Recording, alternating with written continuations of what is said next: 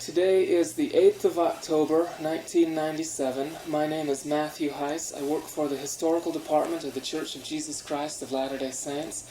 I'm in Madrid, Spain, in the mission office, recording an interview with Elder Bernabeu and Elder Gho, who are two of the missionaries serving in the Spain-Madrid mission.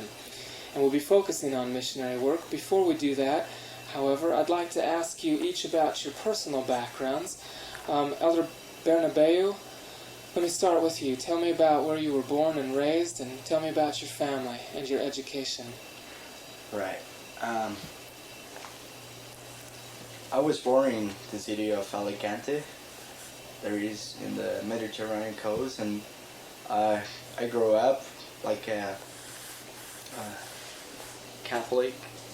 During my early years, I really had a big desire for the gospel of Jesus Christ and all my family, actually. And we always had the opportunity to study in Catholic schools, and we have always contact with religious stuff, you know. And where I live, the thing is there are many foreigners, so that means that we have the opportunity to combine with all kind of people. We can know more cultures, not only the Spanish culture as well, but we have a really big relationship with many cultures, like French people, British, or German. So during my early years, I have been studying like normal school degrees, and all my family, they become members of the church. When? Well.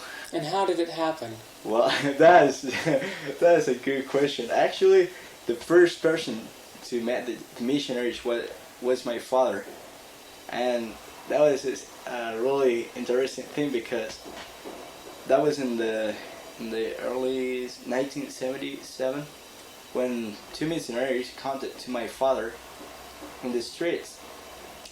But actually, the same day, two missionaries knocked my mom's door. So I don't know what happened there, but I guess the Lord knew that we were ready for the gospel. But actually, my dad, he never accepted the gospel, but he made to take the discussions to my mom and my brothers, and I was a small boy. So my mom, she got baptized, and I don't know, we grew up, and my father, he really had a good relationship with the church, but he never obeyed us to. He never joined? Yeah, to join the church. Like, you gotta be like your mom or whatever. We were free to choose, but we grow up as Catholic. We follow the Catholic tradition and everything. But actually, my mom used to be a strong member of the church, and she always taught us with the best example, like, you know, praying and 2.5 evening and inviting the missionaries to come. Did you go to church on Sunday? And if so, did you go to the Mass, to the Catholic Church, or did you go to the Mormon Church? First of all, we went to the Catholic Church. We saw the Mormon Church like I don't know, something really different. It was like, I don't know, like almost a sect, yeah. Yeah, we thought that, because, you know, our teachers and but my mom, she always taught us it. She always show us like a good example, you know, and like I can't describe it, but something really special. So during the years, my brothers, they started to learn more about the Mormon Church. They start to study, to take the discussions, and so there was a kind of big change in my house, like feeling the spirit more and more and more and more. And there is something that you cannot deny. When you feel the Spirit at home, it's because there is something special. So we knew that that was the gospel of Jesus Christ. And my early years, when I was 11 years old or 12, I started studying with many religious people because I used to have friends from, the Jehovah's Witnesses, or they were Methodists or evangelists. And I went to the different churches, but I never had a feeling like I never felt the Spirit so strong. And once my mom, she invited me to go to the church, and I said, yeah, why not? Come on, let's go. So I went to the church finally after 11 years, or 12, and that was something really great that I can remember so well. It was we were in the sacramental session. Sacrament meeting? Sacrament meeting, that's right. And the first thing I remember was the music, the hymns, and the special spirit that a person can feel in that moment, and I was bawling for the music. I was like, my mother, she was scared. She was like, what's going on? What happened? Well, I just feel something. I feel love. I feel really good. I don't know what it is. It just started bawling and crying like a 7-year-old kid. And the music, I remember the words because that was the choose the right song. And I was like, oh man, there is something really strong in this music. There is this. If I can keep this feeling during the rest of my life, I know that it's gonna help me in my personal life, So I just started to learn more about the Mormon Church. I started going more to the church, and I got baptized. When? What year? It was January 17th, 1980, 88. Yeah. And actually, I remember. So you were 88? Yeah, almost 10 years ago. Okay. Almost. Yeah, next year will be 10 years. Okay. Yeah. And I remember that day really good because it was winter time, cold water, but a great feeling. And I just followed in the right path of the Lord, and I just had many positions inside the church, like home teacher and junior home teacher and many other positions. And when you were going to the church in Alicante, yeah, did the church have its own building or chapel, or were you going to a rented place? Yeah, first I remember when I was 3 years old, 4, we used to go to a really small apartment. And 10 years after, the first time when I got baptized, we were in a rented building. And actually, right now we have our own building. The church built. Did it make any difference to you that you were meeting in a rented building? I mean, here you look at the Catholic Church and you see these beautiful cathedrals and basilicas with the gold, and I mean, they're beautiful. Yeah, yeah. And you were going to a rented building. Did that make any difference to you at all?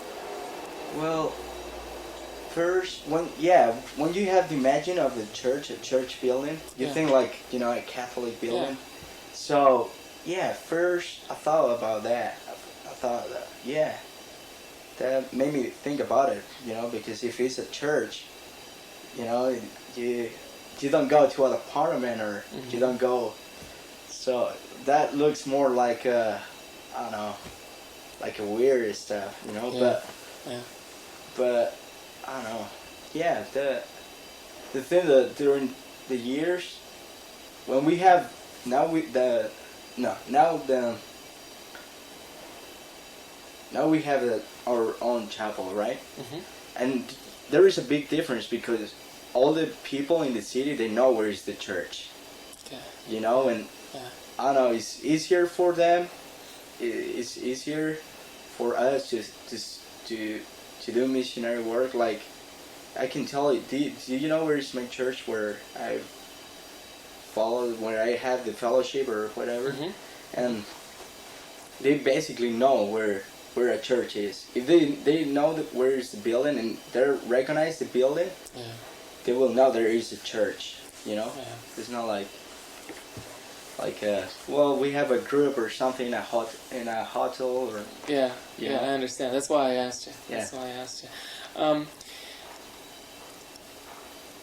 A couple more questions Yeah. about your personal background. Where did you learn English? Did you learn in the school? You said that you were in Salt Lake City, and I'm just interested to know how you speak such good English. I don't, but I would like to speak more English, but actually, yeah, I was living in the United States. Okay. I was there for a year and 2 months, and actually my family moved there, and my brother is a teacher at the MTC.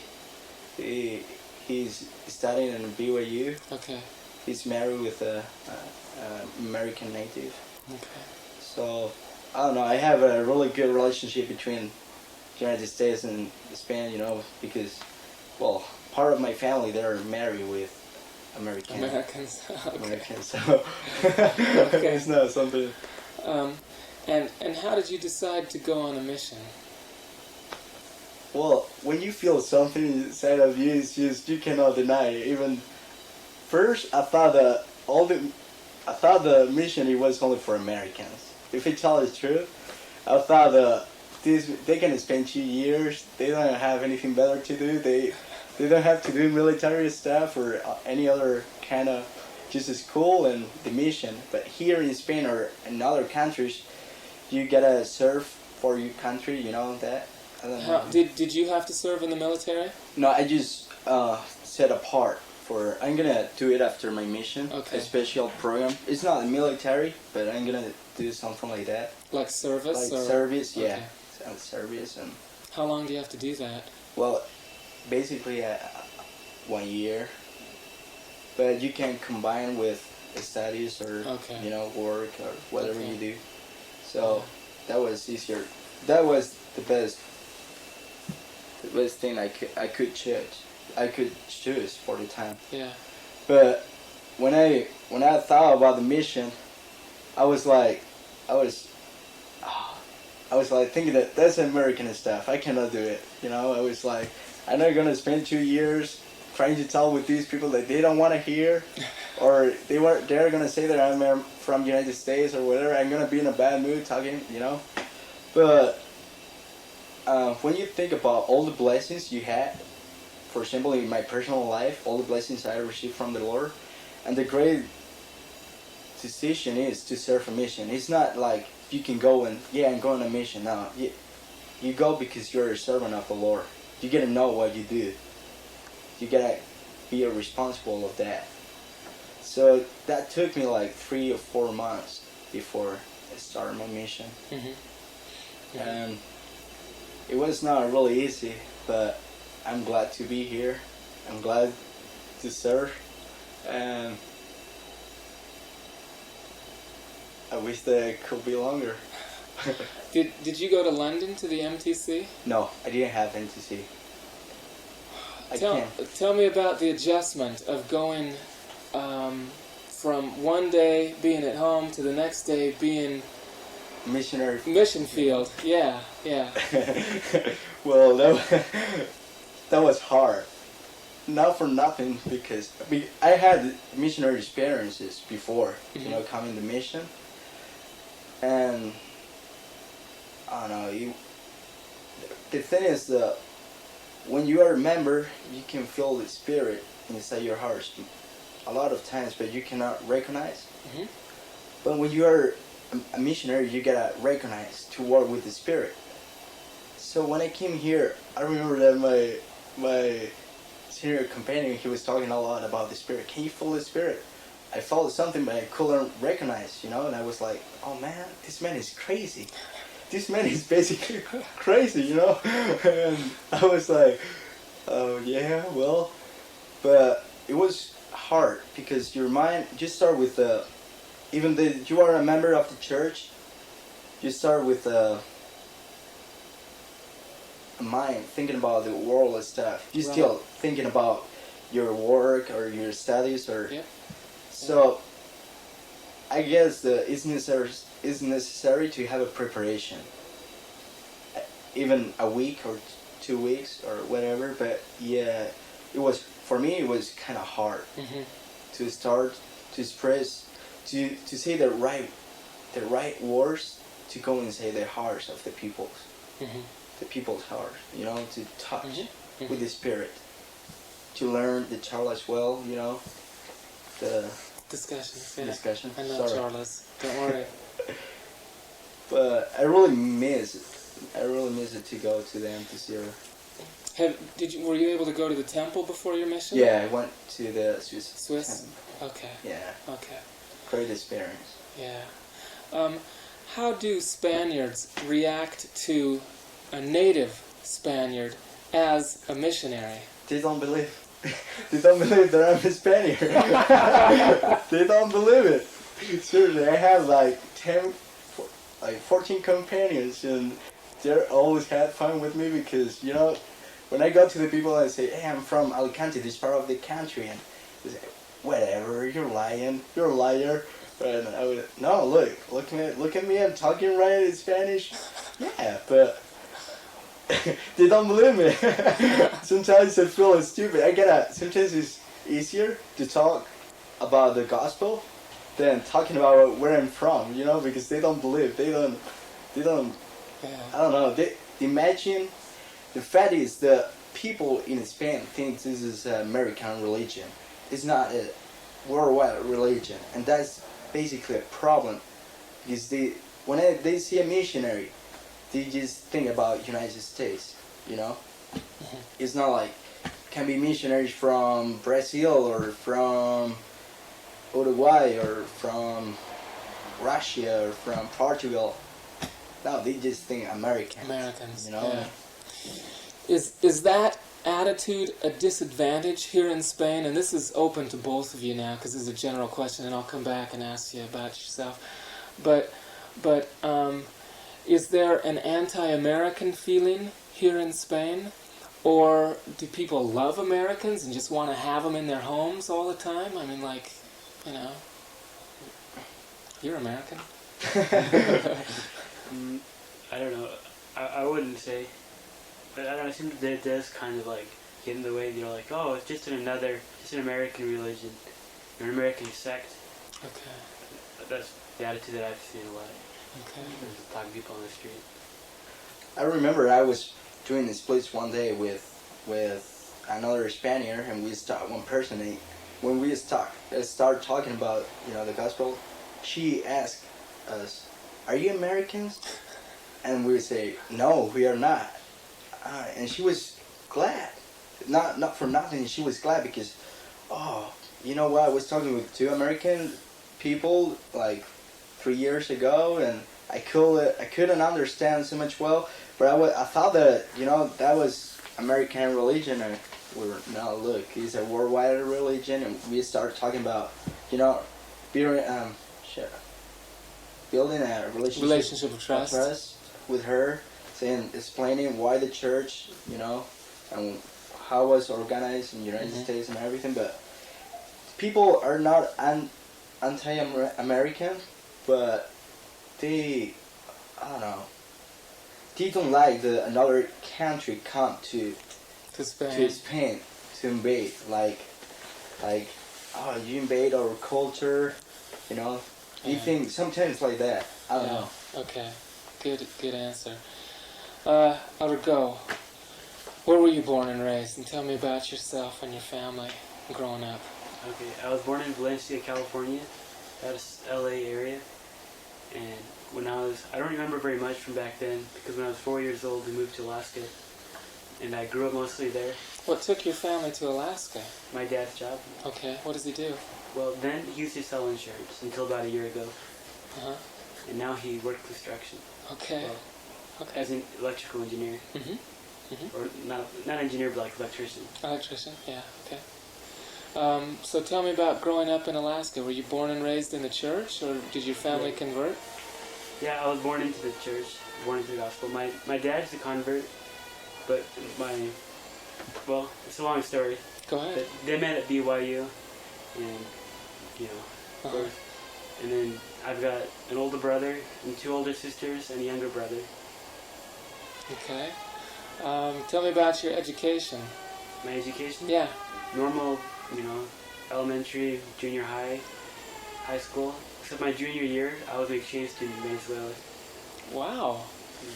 So how is it living in Spain and with the language? When you hit the MTC, were you pretty fluent and just started on the charlas, or is Spanish still something you struggle with? Well, the Spanish there is a little bit different. When I got to the MTC, a lot of the Spanish you speak there is from South America. I didn't have a problem, so I went right into the charlas there. And then it's a little bit hard for me to understand at first because the accent is a lot different. Mm-hmm. Mm-hmm. And what about now? I mean, are you fairly fluent? You've been here in the country for 3 months, right? Just about, yeah. Yeah. I can get by. Okay. By pretty good. Yes. Okay. How did you decide to serve a mission? I don't know, my parents always told me about it, but then my older brother decided not. They always told me that I would always be going on a mission. Then my older brother decided not to go on a mission, and well, one of the things he said was because he was forced to do it, or he felt like he was forced to. And so my parents didn't say anything about that. But then I've always known that I was going to be going on a mission. So the time came and filled out the papers, had the interviews, and turned them in. Mm-hmm. And did you go to the Seattle Temple? Are you a part of the Seattle? I went to BYU last year. Oh, okay. All right. The Provo Temple. Okay. All right. Did I just hear at conference that they're building one of those little temples in Alaska? Yeah, in Anchorage. Anchorage, okay. How far is Anchorage? Anchorage is right in the middle, isn't it? Anchorage is right in the south center. Okay. And then Fairbanks is about 6 hours driving north, right in the middle of Alaska. Okay, all right. Yeah, I got the two mixed up. Did you have to wait for a visa, or did you come right over? I came right over. All right. Why is it that some missionaries spend 2 or 3 months in California or Texas or someplace? Do you have any idea? I think it's the visa problem. But why didn't you have a visa? I mean, I guess what I'm wondering is, why doesn't it apply to everybody? Has anybody ever told you why some people wait and some people come right over? No, nobody's told me. They just said that a lot of times. Like, to get a Spanish visa, it's really hard. Mm-hmm. Okay. Did you experience any culture shock coming over here to Spain, or having lived in Venezuela, were you kind of prepared for Spanish/Latin culture? Well, I think... Or is that false? No, it's okay. Okay. There's a difference. I think there is a big difference in that culture, but not as much a big difference from the U.S. I think having lived in Venezuela, it prepared me a lot for here, because there are a lot of similarities between the people there and the people here. Okay. Like the way they live. All right. Is Elder Bernabeu your first companion? He's my second. Second. Okay. Was your first companion a native or an American? An American. All right. What's it like serving with a native Spaniard? Well, Tell the truth. Yeah, I only want truth. You want to cover your ears? I'm joking. Well, it's a lot different because we can do a lot more better building relationships of trust. Because as a Spaniard, I think he really knows people a lot more than as people American. He can talk about people where they're from and the places where they've lived at, and so I noticed that a big difference. Like when we just talk to people, there's all the little things that you know about people. I mean, from being a Spaniard, you know those little things. And I think that really helps with the BRT, or building relationship of trust. BRT? Okay, I got that one. What's it like serving with an American? Have you served with only Americans? Basically, well, I have 5 state commissioners during my mission, but 5 stake missionaries? yeah, well, in a row, because they couldn't stay longer than a week or Yeah, a few doing days. like a mini mission, Yeah, is that mini what it mission, is? so- Okay. But I don't know. It's a great experience for me. I really enjoy it, and it wasn't really hard. Okay. Because we just I don't know. There's nothing in the two different cultures that makes it difficult to get along or to communicate or to, I mean, sometimes you hear stories about missionaries from different cultures. I mean, I'll tell you an example from Africa. Uh-huh. Two African missionaries are from a different tribe. They're black Africans. Yeah. And they can't even cook together because the one doesn't like the other guy's food and this kind of thing. So what I'm wondering is there any kind of culture, I don't want to say conflict, but you know what I mean. Yeah. That kind of thing. Here in Spain, With you? with me? Yeah. Nah, Okay. there's not. Sorry. Okay. There's Sorry, not. don't apologize. No problem. Okay.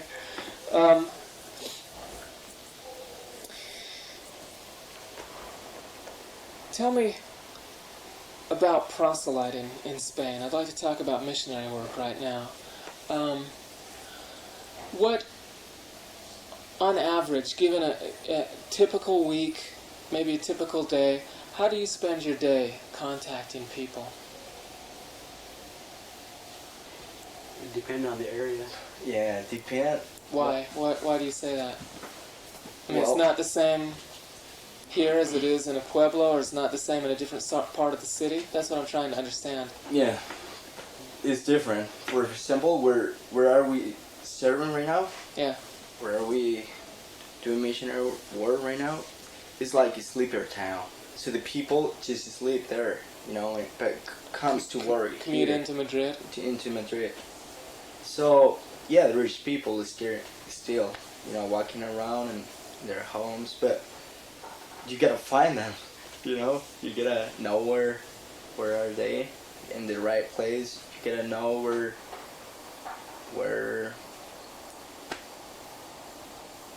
is the right place to find them, to talk to them. What do you do in a sleeper community? How do you find people during the day? Well, actually, basically, we start doing contacts in the morning, early in the morning. We start contacting with the people and Just walking along the streets. streets. What time? Stop people. What time do you start? 10. We start at 10 after our study. Let's study. Okay. Yeah. And we have, the thing is, the church, the missionary program inside the missionary program there we have a lot of stuff like service projects, English classes, there are many things that you can do. For example, I'm a branch president here. You Right are now. a branch president Yeah. right now? Yeah. Okay, I'm we'll serving. talk about that in a minute. I'm serving as a branch president right now. So sometimes you gotta talk to the members, and if you want to have a beer tea with the members, is good to know them really good. Mhm. If you want to work with the members, you get to know them, how you can help them to live with the gospel. So it doesn't matter if it's early in the morning or late in the night. Okay. You gotta know them, And How do people respond to you on the streets when you're contacting on the streets? Do you see people kind of make a wide circle to avoid you, or do people, do they want to come up and read your badge and say, hey, who are you and why are you guys dressed like that? And I mean, how do people respond to you on the street? My compa said there's an epidemic. It's called Prisa. Prisa? What's that? I'm in a hurry. So, sometimes they'll talk. Most of the time, they'll say they have Prisa or they're in a hurry or whatever. But then a lot of times they'll just talk. They won't usually stare at our badge on the buses and the metros. They do a lot. But a lot of times we just talk to people. When you begin to talk to them, do you have a standard approach, or do you try to tailor-make it to the person you've just stopped? Give me an idea of, let's say I'm a guy on the street. What are you going to tell me? You've just stopped me. Yeah, the first thing I always do is to ask, how are you doing? Hey, good morning. How are you doing today? And we start with a BRT, a really good BRT. Probably you can spend 15 minutes having a really good BRT to pass, to have a charla, to start a presentation after the BRT. But you gotta, So how do you do the BRT? there are many things that you talking about the weather, the 1,000 things you can talk about it. You can talk about the family. Are you from here? Where are you from? Or you can do 1,000 of questions. You gotta be ingenious. You gotta have inventive, ingenious. You just create your creative. own curate. That's the word. Creative. Create. Yeah. Okay.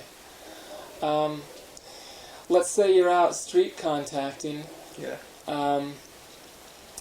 And you walk past or try to contact 100 people. How many of those 100 will stop and talk to you? Will 50%?